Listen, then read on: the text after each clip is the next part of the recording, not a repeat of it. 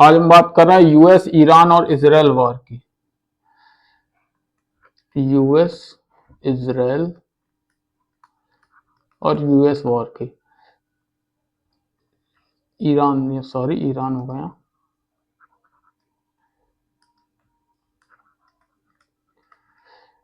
ये जो वॉर है इसमें पूरे विश्व का अपना एक अलग महत्व है, अलग, हर कोई अलग अलग चीजें चाहता है, हर किसी की अपनी महत्वाकांक्षाएं इस युद्ध से जुड़ी है।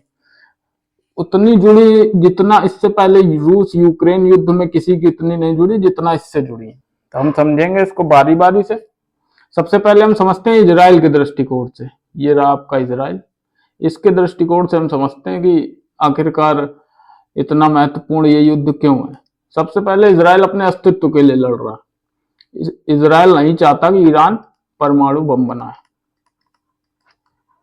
पहला कारण तो यही है कि इजराइल जो है हमला कर रहा है ईरान पे कि वो परमाणु बम बिल्कुल बना ना पाए, क्योंकि बताया जाता है न्यूक्लियर बम बनाने के बिल्कुल करीब था, जिस वजह से इजराइल ने सबसे पहले ईरान पर हमला कर दिया था। दूसरा कारण है अब्राहम अकॉर्ड। अब्राहम अकॉर्ड 2000 के करीब एक समझौता, अब्राहम अकॉर्ड, यूएस, इजराइल और यूएई के बीच का। यूएस ये चाहता है कि जो गल्फ नेशन है वो इजराइल को एक देश के रूप में मान्यता दें। अभी ये देश जो है कम ही देश मान्यता देते हैं इजराइल को।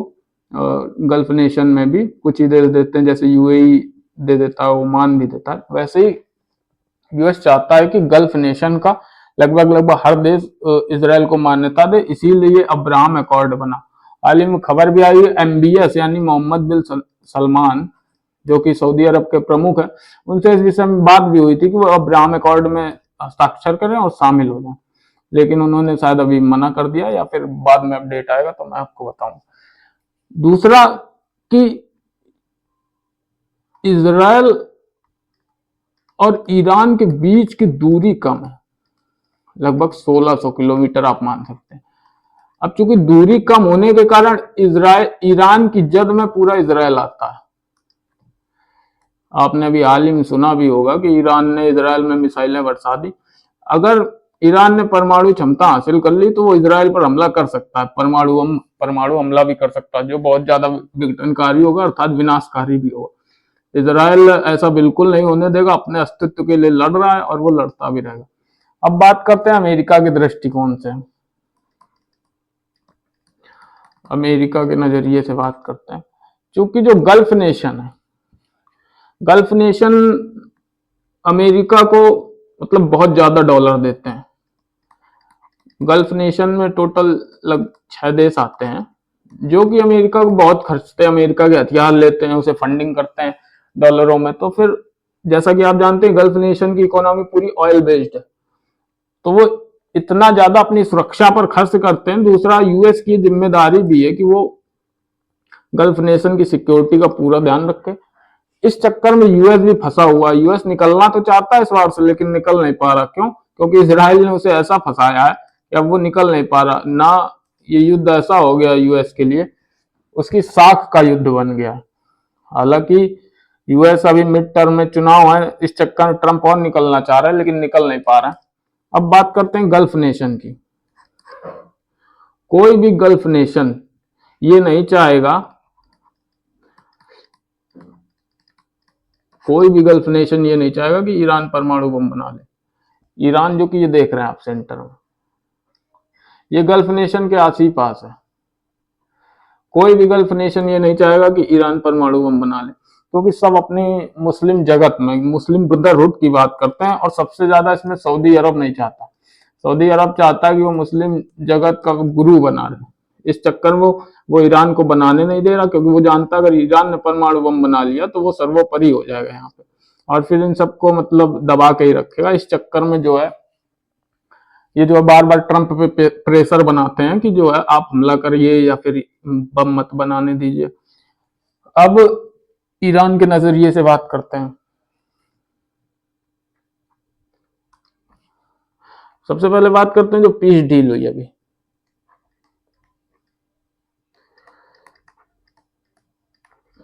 ये जो पीस डील हुई थी इसमें ईरान को फायदा ही था। ईरान के सारे एसेट्स जो फ्रीज हैं उन्हें रिलीज किया जा रहा था, ईरान को युद्ध की भरपाई की जा रही थी। और स्ट्रेट ऑफ हॉर्मुज पे उसको टोल तक वसूलने दिया जा रहा था। शुरुआत में स्ट्रेट ऑफ हॉर्मुज पे उसको टोल तक वसूलने दिया जा रहा था। स्ट्रेट ऑफ हॉर्मुज जान लेते हैं। पहले हम जान लेते हैं स्ट्रेट ऑफ हॉर्मुज। ये एक नैरो पैसेज है। ये लगभग इसकी चौड़ाई होगी 35 किलोमीटर के करीब। ये जो नैरो पैसेज है ये स्ट्रेट ऑफ हॉर्मुज है। अब हालांकि आप देख रहे होंगे एक ये ओमान का ये हिस्सा है, ओमान बॉर्डर भी लगता है, लेकिन ओमान की तरफ का जो समुद्र है वो छिछला है, तो ज्यादा भारी मालवाहक जहाज वहां से गुजर नहीं पाते, इसलिए उन्हें ईरान की तरफ से गुजरना पड़ता, जिस कारण ईरान जो है टोल वसूलना चाह रहा था, लेकिन अब वो भी नहीं वसूलने दे रहा ईरान को, जिस चक्कर में ईरान और परेशान हो रहा। दूसरा, इसीलिए ईरान ने एक और चाल चली। स्ट्रेट ऑफ हॉर्मुज से लगभग 20% तेल का व्यापार होता है, आप समझिएगा कि 20% के करीब। और ईरान ने फिर क्या किया, उसके एक प्रॉक्सी गुट है यहाँ पे यमन में, यमन के लेफ्ट साइड में जब आप देखेंगे पश्चिम में, इनका नाम है हूती। हूती इसका एक प्रॉक्सी गुट है जिसे ईरान ने खड़ा किया था शायद आज इसी समय के लिए कि हम ब्लॉक करेंगे। अब वो रेड सी को ब्लॉक करना चाहते हैं, इस एरिया को। आप ये देखिए, ये भी एक नैरो पैसेज है, इस एरिया को ब्लॉक करना चाहते हैं। अब ये इंपॉर्टेंट इसलिए क्योंकि आप ये हिस्सा देख रहे हैं, तो आप ये जो ऊपर का हिस्सा देख रहे हैं ये सोएज नहर, सोएज कैनाल बोलते हैं इसे, मिस्र की सीमा से लगी ये सोएज नहर है, और ये मेडिटेरियन सी। तो यूरोप का जो व्यापार है वो इसी रास्ते से होता है। जैसे ही रेड सी ब्लॉक होगा वैसे ही यूरोप का व्यापार ठप हो जाएगा। लगभग यहां से भी होता है 15 से 20% के करीब व्यापार। अब आप समझ सकते हैं 40-42% व्यापार ठप होगा तो कितनी बड़ी त्राहिमाम मच जाएगा। तो अगर ये रेड सी ब्लॉक होगा तो सुएज नहर अपने आप ब्लॉक हो जाएगी, यूरोप का जो सामान है वो गुजर नहीं पाएगा, जिस कारण अब यूरोपीय देश भी इस युद्ध में शामिल हो सकते हैं, क्योंकि उनकी मजबूरी हो जाएगी। उनकी जिम्मेदारी है कि वो जो रेड सी का बिल्कुल नैरो वाली जगह है इसकी सुरक्षा करें। पहले भी आपने देखे होंगे इंटरनेशनल मीडिया में रिपोर्ट्स आती थी कि हुतीज ने मालवाहक जहाज पर कब्जा कर लिया या हमला कर दिया, तो ये यहीं का पैसेज है, यहीं पे वो ये करते थे। अब देखना ये है कि आगे क्या होगा। हालांकि हुतीज को ईरान ने रोका तो है, लेकिन फिर से हो सकता है ईरान आदेश दे दे कि आप हमला करो। इस युद्ध का निष्कर्ष समझते हैं।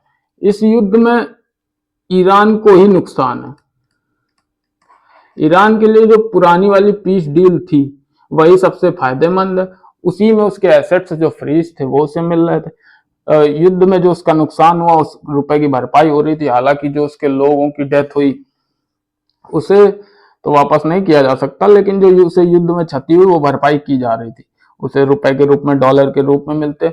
उस पर जो सैंक्शंस लगे थे, ईरान पे सैंक्शंस लगे थे बहुत सारे, वो हट जाते, वो अपने तेल की सप्लाई सुचारू रूप से चालू कर पाता। और जो मुश्किल ही लग रहा है, अगर ऐसे ही चलता रहा तो ईरान को पूरी तरह सरेंडर करना पड़ेगा, ईरान को पूरी तरह सरेंडर करना पड़ेगा, और सरेंडर भी अदर देशों की शर्त पे करना पड़ेगा, यूरोप और यूएस, क्योंकि अगर यूरोप शामिल होता है तो आप समझ सकते हैं अभी तो केवल यूएस ही, इजराइल ही हमला कर रहा है।